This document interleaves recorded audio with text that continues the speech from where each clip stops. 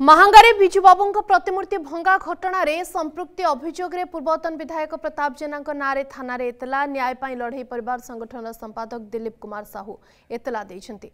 घटना रे गिरफ अभियुक्त गणमाध्यम रे देइथिबा बयान आधार प्रकृत दोषी नारे थाना रे दिया जाइछि एतला।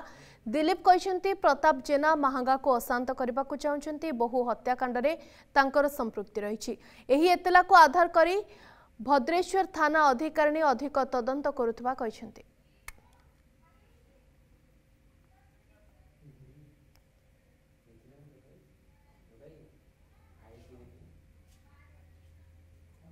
पूर्व दिन जो भली भाव में ओडिशार प्रवाद पुरुष एवं ओडिशार मौड़मणि जे बिजू बाबूंकर मुंड को हाणी बिजू जनता दलर किछि लोक माने जो भली भाव में मुंडरू गंडी अलगा कले सेटा होची ए मते बाधिनी एवं ए 4.5 कोटी ओडिया को बाधिची एवं ओडिशा पई एक लज्जाजनक घटना जो घटना रे मु आज आसी भद्रेश्वर थाना अधिकारी की एक एतला देली एवं से एतलाटी प्रताप जेना नारे मध्य देइछि। कारण जो माने केस रे गिरफ होइतले जो 3 जण से 3 जनक स्टेटमेंट मु विभिन्न गणमाध्यम एवं सोशल मीडिया रु देखिबा पाई पाइली कि से 3 जण जो भली भाव रे तांको बयान रखिचंती से बयान ही कहूचे जे से माने बिजू जनता दल निर्देश रे करिचंती एवं प्रताप जेना निर्देश रे करिचंती।